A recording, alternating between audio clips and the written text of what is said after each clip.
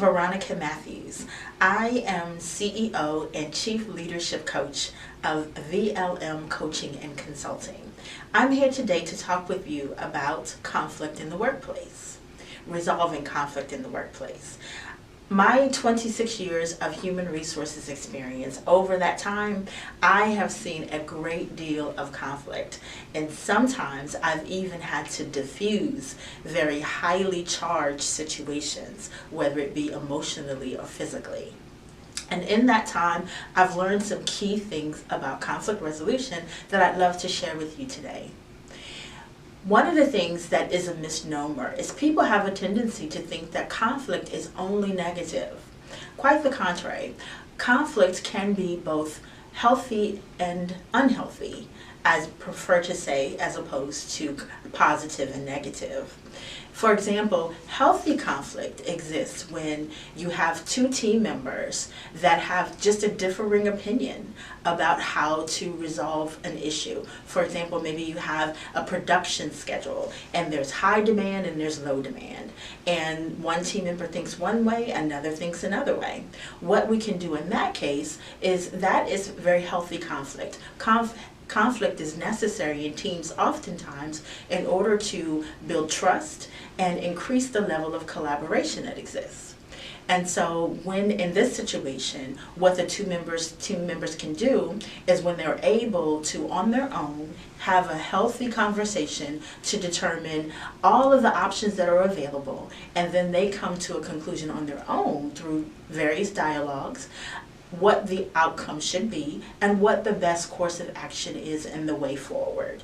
That is an example of a healthy conflict, and that oftentimes exists in organizations where there is a positive culture and the organization has a culture of diversity, inclusion, and equity, and also a lot of access, meaning that individuals, everyone has a seat at the table and everyone's opinion is valued. On the other hand, there are some times when there is unhealthy conflict. This situation exists when two members are unable to come to a resolution and they actually create a toxic work environment for everyone else. In this case, this is not healthy and it creates a lot of turmoil and toxicity and actually challenges for other individuals on the team. So when this happens, when you have unhealthy conflict, the best thing to do is to determine whether or not there are individuals at risk. If there are individuals at risk and the situation needs to be diffused, the best way to diffuse it is to call someone's name. When someone hears their name, more than likely they're going to stop. That gives an opportunity for you as a leader to send the individuals to the respective corners and determine when is the best time to resume the conversation so that you can resolve the conflict. And so in that situation, let's say Mary and Susie are having an argument. Mary her voice is really loud and she's making a lot of people uncomfortable. Call Mary's name. Mary will stop. Don't tell Mary to calm down. The best thing to do is to say, hey Mary, I see that you're very passionate about this. How about we take a breather and we come back at a time where we can have a conversation about this and talk down and talk rationally. More than likely, Mary is going to say, well, okay. If she doesn't and she said, no, we want to solve this right now, what do? Well, in that particular case, put it on you. Say, Mary, I understand that, but I need a couple of minutes. How about we take 10, or better yet, how about we come back and talk about this tomorrow morning at 9 a.m. in the conference room? If that is the agreeable answer, then when we come back, I'm going to talk about what to do in that situation and how to pick up from there. Welcome back.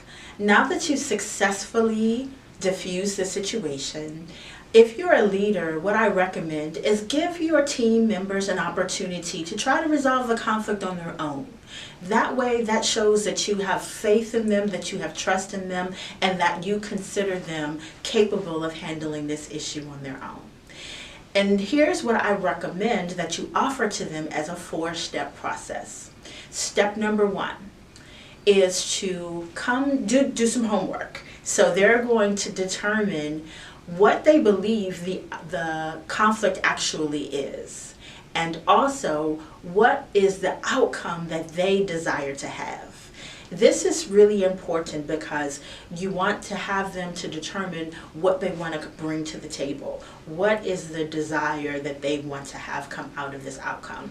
It could be that they want to work on the project, that they want to give the presentation. It could be that their team is overworked at this particular time and they want to shift some of the weight to another team. Whatever the situation is, have them come with what their resolution is or what their desired outcome is. You want to also have them consider what is the desired outcome that the other person wants. And the reason why they want to uncover this is because you have an opportunity then to come to think about all of the options that exist and what could possibly be a counterpoint to anything that one person raises. Once they determine what they want, what the root cause of the conflict is, what possibly their teammate could want, you want to talk about all the options. So they want to brainstorm within themselves, what are the outcomes that could possibly exist? Could it be A? Could it be B? Could it be C? Could it be D? I'll exhaust them completely. And then after they determine all of the possible outcomes, determine what is the ideal outcome. What would be the win-win and the best for the organization, the best for the team, and the best overall. And so when you take that step individually and break that down, then you come prepared. You come prepared not for an argument. You're coming prepared to resolve the conflict as healthily and as diplomatically as possible. There's a step 2. The step 2 is an additional level of preparation. This is an individual preparation where the person centers themselves. They center themselves so they're not bringing emotion to the party. They're not bringing emotion to the discussion. They are centering themselves. They're taking deep breaths. They're calming themselves. Maybe they're doing meditation. Maybe they're doing prayer. Whatever it would take to make sure that they can be present in the moment and that they can have a rational discussion and be able to effectively and non-emotionally communicate their points, and also be able to adequately listen to what the other person is bringing to the table. So once you as a leader to give those first 2 instructions to your team, then they can actually prepare themselves. And then when we come back, we'll talk about the other 2 steps of the process. Welcome back. So now we're going to talk about steps 3 and 4 of the conflict resolution process. So in step 3 is the actual meeting. In this meeting, what you want to do is set the ground rules for how things will happen. That we're going to actually have mutual respect. We're going to listen. We're going to understand. We're going to listen to understand, not listen to respond. And we're going to keep our voices at an inside voice level. We're going to remove emotion, and we're going to have a healthy conversation. This is an opportunity. Once you set those ground rules, then you're able to determine what is the next step to move forward. And so that way everybody is on the same page, and we actually have the rules of the road for how this conversation will take place. Then once you get into the conversation, allow one person an opportunity to really give their take on what the situation is. At this point, they're going to say what they believe is the outcome and what they believe is the conflict, and then what they desire to have an outcome. The other person will have an opportunity to do the very same thing. And what we're going to do is we're going to pause, give that other person an opportunity to speak uninterrupted, just so that the person can have a feel of having the floor and being able to say exactly what's on their mind. Once everyone has had an opportunity to speak, then what you're going to do is you're going to determine, okay, what are all the options that exist. And so here, we're not just going for one or two solutions, we're going for the whole kit and caboodle, anything that could possibly be an ideal outcome for this is a possible outcome, not ideal yet. We're going to talk about possibilities, all of the possibilities that exist. And it's great that if you're in a conference room with a whiteboard, or maybe you're virtually and you're using Zoom, use the whiteboard feature to identify all of the outcomes that could possibly exist. Once you have all of the outcomes there, go through the process of evaluating each outcome. What is the possible time factor? What's the cost factor? How realistic is this possible solution? Once you rank each of them and actually cross some out that are completely unrealistic, then you come down to maybe the top three. Of those top three, you then determine who wants what solution and what actually is the best solution. And so as you're going through all of that dialogue, we want to remember what our ground rules are. That we're not going to talk over another person, that we're going to let every person speak uninterrupted, and that we're going to listen to understand and not listen to respond.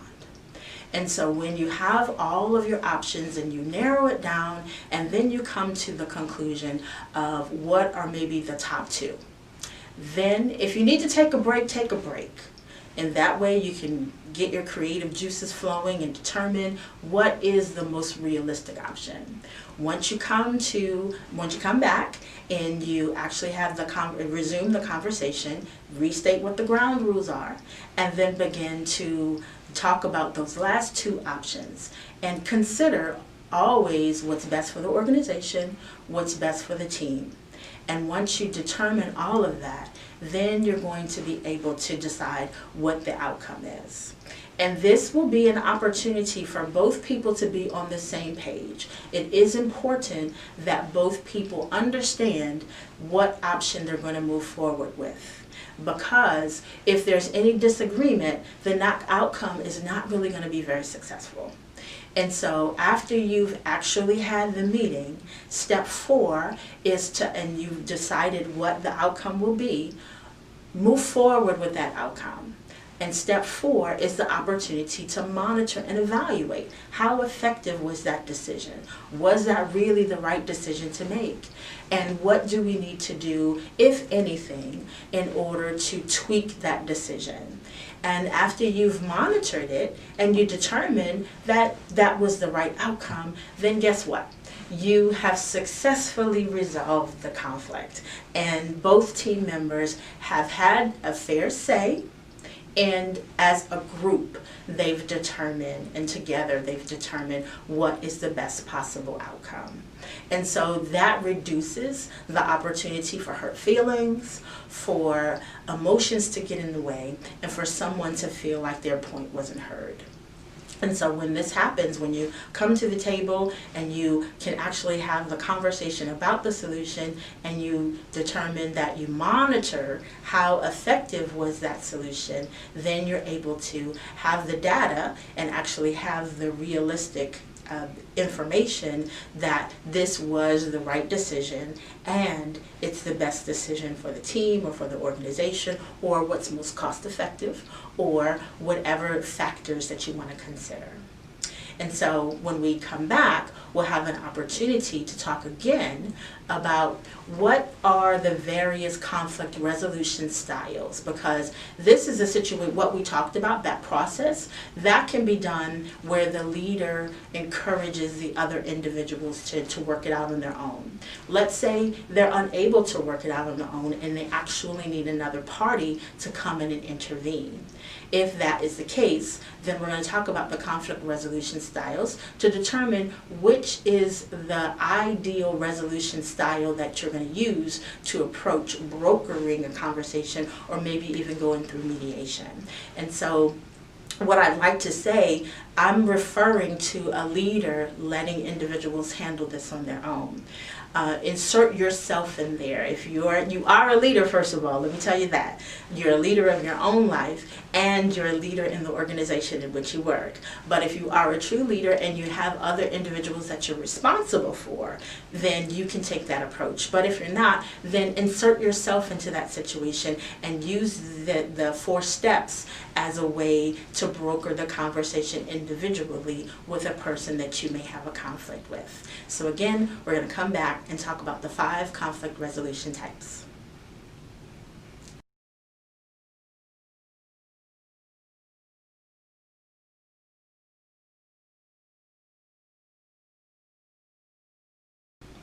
Welcome back. So as I promised, we're going to talk about the 5 conflict resolution types. So this is in the situation where you've given your team members an opportunity to resolve a conflict and they're unable to do so. And what you want to do is you want to be able to gather that preparation information that they produced. So what they did before is they determined what the root cause of the conflict was, and they determined what was their ideal outcome. They also brainstormed on what they thought were possible outcomes. And so by you having that information prior to going into the meeting, you're going to be able to look at all of that information and actually come to a conclusion of what you might even think might be a potential outcome. And so you want to then get them in the same room, schedule a meeting that's an agreeable time for everyone, and bring them to the table. And you can let them know that you've looked over the information and that you have your own ideas, but you want to have this conversation. And so prior to that, you might want to be aware of what the 5 conflict resolution styles are. And so the graphic, as you will see, will show you an x-axis and a y-axis, and the axes determine the lower axis is the level of cooperation that exists, and the vertical axis is the level of assertiveness that exists. And so a lot of the conflict resolution styles are dependent upon a lot of factors. One of the factors is time. Sometimes you don't have a lot of time in order to be able to resolve the conflict. And so in that case, there is the best style for that particular instance is one that involves high assertiveness but low cooperation, because in this particular case, one person can make a decision and move forward. So once again, in this consideration, if you don't have a lot of time and one person needs to make the decision, you will use the competing style, which means that there's a high level of assertiveness but a low level of cooperation, because one person can make the decision and move forward. And in this particular case, you're only doing it because it's an urgent situation and you need to make a decision very quickly and move forward, and you don't have a lot of time to hash out all the options. But let's say you do have a lot of time and there's a high level of assertiveness and a high level of cooperation. In that case, you can use the collaborative style. The collaborative style brings everyone to the table. You have an opportunity to use the 4-step process from before, and then you're going to broker the conversation. Use the whiteboard, hash out all the opportunities, and come to a decision. In this case, this is going to be a win-win. So both parties can feel like not only their voices have been heard, but the decision was made mutually, and that no one person has the edge, and that there is a true win-win. But let's say it's a volatile situation, or actually you don't have a dog in the fight, and you're able to say, okay, I don't really care what happens, we just want to move forward. In that case, there's the avoiding style. Now, I initially told you, yes, that avoiding conflict is not good, but really what you're doing here is more so avoiding the argument and avoiding the opportunity for someone to say something that they regret. And so in this particular case, you're just going to avoid it. You're going to let one person make the decision and move forward. Okay, so let's say you have a high level of assertiveness and a low level of you have a low level of assertiveness and a high level of cooperation, you can use the compromising style. In this case, yes, both parties give up something, or one person gives up something in order to come to the resolution of the conflict. But it's still not a lot. You're coming to the table with your idea of what the best option is, and you might have to give up something, but at least you know that the relationship is salvaged. Saving the relationship is really important. That's one of the reasons why you would use this style, is because you don't want the team members to be at their throats for the rest of the time that they work together. You want to have the relationship be good, so there's a give and take in that case. And so let's say you have a lot of time, there's an equal amount of assertiveness, and there's an equal amount of cooperation. In that particular case, you can use the accommodating style.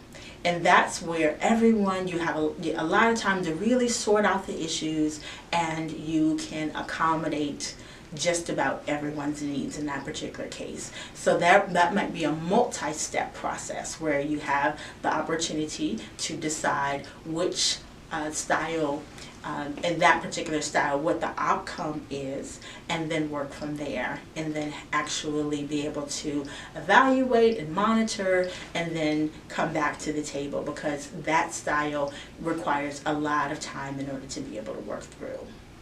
And so given the fact that you as a leader now have to broker the conversation between two of your team members, you want to be aware of all those various styles in order to determine which one works best in any given situation.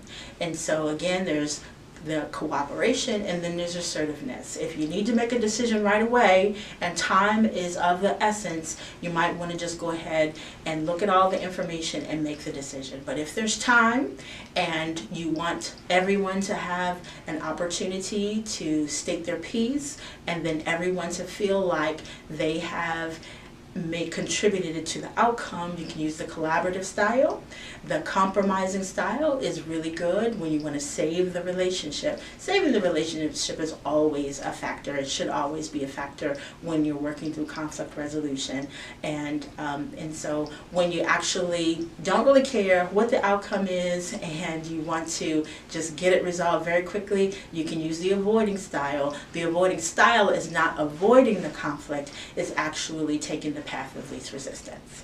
And then if you have everything together and there's a lot of time, you can use the accommodating style to be able to get everybody's factors in there. So when we come back, we're going to do a wrap up and talk about everything that we've discussed, and therefore give you the tools in order to be able to resolve conflict in the workplace. Welcome back.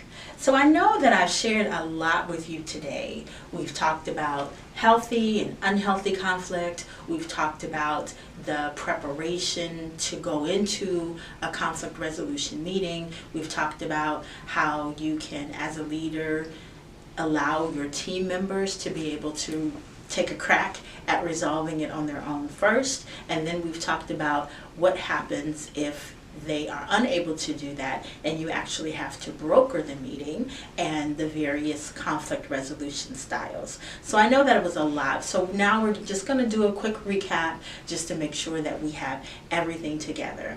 And so the ideal situation is the healthy conflict. Healthy conflict means that you have an opportunity for two individuals to recognize that they have a difference of opinion, and they're able to move forward with resolving it, and they can actually resolve it in one single conversation without anyone else getting involved.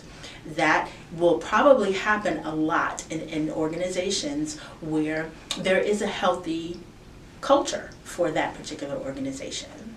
And there is diversity, everyone's thoughts are valuable, and everyone knows that they have a seat at the table. Then there are situations where you have unhealthy conflict. Unhealthy conflict is that conflict where you can move forward, you can't move forward, you can't move beyond it. People are polarized and they really need to be brought to the table to resolve it. Sometimes they can actually do that on their own even after the emotions have been high and it's brought down and it's been diffused. Bring it to the table themselves. But if you can't, then there's the opportunity to broker that conversation. And so the preparation is still going to be the same.